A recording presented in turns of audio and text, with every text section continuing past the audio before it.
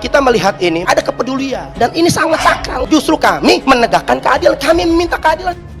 Kalau suara rakyat, suara mama, suara anak-anak tidak didengarkan oleh Kementerian Kesehatan, maka kami akan terus menyuarakan keadilan, menyuarakan bahwa Jokowi harus mundur, Jokowi mundur, Jokowi mundur, Jokowi mundur, Jokowi mundur, Jokowi mundur, Jokowi mundur.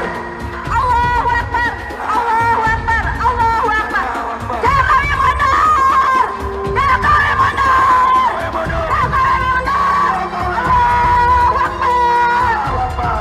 Komnas HAM meminta Polda Metro Jaya dalam pengusutan kasus kekerasan Ade Armando tidak hanya pelaku lapangan, harus lebih dalam karena kasus ini memiliki dimensi siar kebencian, ya, sehingga tindakan kekerasan itu diekspresikan dengan begitu keji, begitu tak biadab gitu, sehingga seperti kita lihat di video tersebut, ya, merendahkan merendahkan kemanusiaan.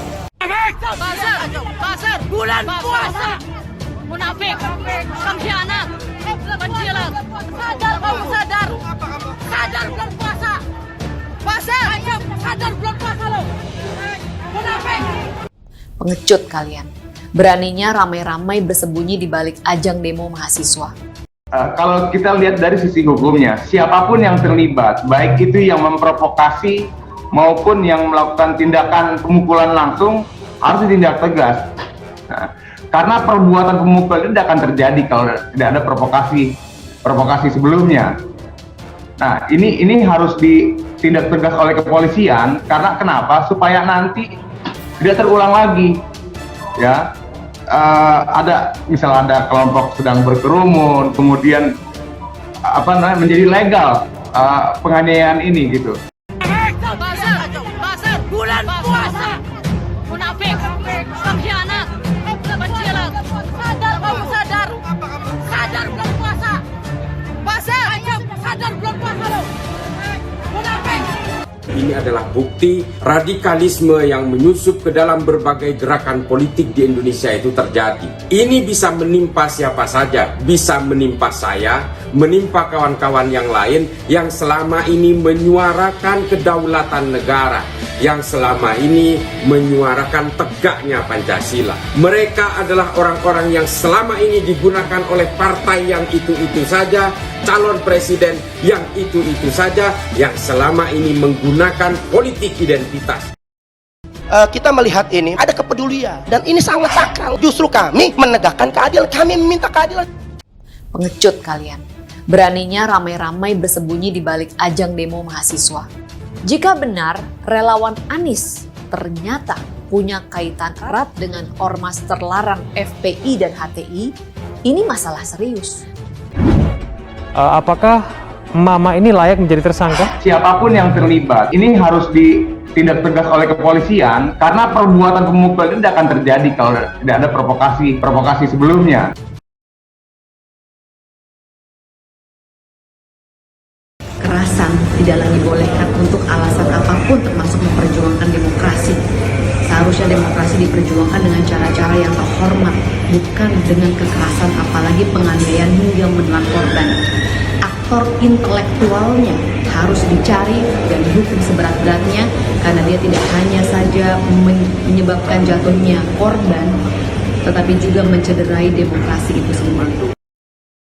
Ya, ketika ada kabar atau berita tentang Ade Armando di grup yang saya tangkap, ya, yang beredar di publik, tangkapan layar di grup relawan, saya nggak tahu itu relawan resmi atau tidak. Itu kayak semacam ada orang yang melakukan senang gitu, mengucapkan berkata atau bersyukur tentang kejadian tersebut, bukannya menunjukkan empati tetapi senang, itu yang kemudian ditangkap publik. Ini kok seperti ada hubungannya, itu yang pertama. Yang kedua, provokasi yang bilang bahwa itu beredar video-videonya, ini Ade Armando sudah mati, dia menggunakan pakaian warna hitam, dan pakaian itu identik dulu ketika Pak Pak Anies Sandi ya menuju pilkada. Jadi orang akhirnya mengkait-kaitkan antara itu. Tapi bahwa itu bukti-bukti atau katakanlah yang terlampir ada di publik atau di media. Jadi Anda setuju dengan Grace Natali bahwa ada dugaan keterkaitan dengan relawan Anies Baswedan terkait pemukulan Ade Armando 11 April kemarin? Setidaknya tangkapan-tangkapan layar yang beredar saat ini menunjukkan itu, kecuali mungkin nanti ada bantahan dari. Tetapi yang saya harus sampaikan bahwa Anies punya banyak relawan, bukan punya ya. Maksudnya banyak orang yang membangun relawan-relawan. Baru kali ini yang saya ketua nasional ini mendengar yang namanya API keempat, ANI keempat itu. Nggak pernah kami mendengarnya. Itu yang pertama. Yang kedua, relawan Anies Baswedan itu menunjukkan dirinya secara terbuka. Artinya mereka melakukan deklarasi. Dan ANI keempat ini tidak pernah kami temukan melakukan deklarasi sekalipun. Jadi menurut Anda itu rekayasa, tangkapan layar itu? Bang Ramli bilang saya tidak mau terjebak dengan pola rekayasa atau bukan rekayasa. Oke, Mas Eko. Kami tidak punya, Mas Eko tenang dulu, ya tenang dulu. Ini giliran saya sebentar.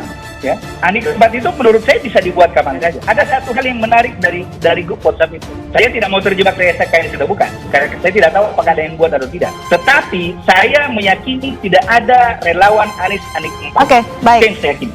Ya, tadi pertama dia dikatakan bahwa grup-grup relawan Anies gak ada hubungannya sama Anies, tidak terkoordinir dengan baik, tumbuh berdasarkan semangat kerelawanan. Sekarang kemudian seolah-olah itu terstruktur dengan baik, tidak ada hubungannya sampai sekarang, tidak tahu, seolah-olah informasinya terstruktur dengan baik. Ini satu hal yang bertabrakan menurut saya. Mungkin saja ada relawan-relawan yang tumbuh, kita nggak tahu, simpatisan yang tumbuh, kita nggak tahu. Di grup itu. Yang kedua kan juga sudah jelas wajah orang yang memprovokasi, videonya beredar itu pada saat ketika kampanye Anies Sandi juga sebagai pendukungnya Anies. Itu beredar itu di publik, dan itu bukannya grup WhatsApp, itu video yang beredar. Dan saya setuju sebetulnya apa yang dikatakan oleh Mas Ramli tadi, bahwa perilaku relawan itu menggambarkan orang yang didukungnya. Itu saya setuju sekali. Iya, tadi Mas Ramli tadi bilang bahwa relawan Anies itu tumbuh sporadis, tumbuh berdasarkan dukungan publik. Sekarang kemudian dia bilang nggak ada. Tahu dari mana nggak ada? Kalau dia pertama kali menyatakan bahwa relawan-relawan Anies itu tumbuh sporadis, itu artinya kalau dia tahu pasti nggak ada, terstruktur dong, nggak sporadis. Kalaupun dia relawan Anies, Mas Eko, kalaupun dia relawan Anies tidak punya tanggung jawab apapun terhadap relawan itu jelas. Setuju. Sama dengan misalnya pendukungnya Jokowi, pendukungnya Ridwan Kamil, pendukungnya Ganjar bikin sesuatu di lapangan, nggak ada hubungan sama sekali sama Anies.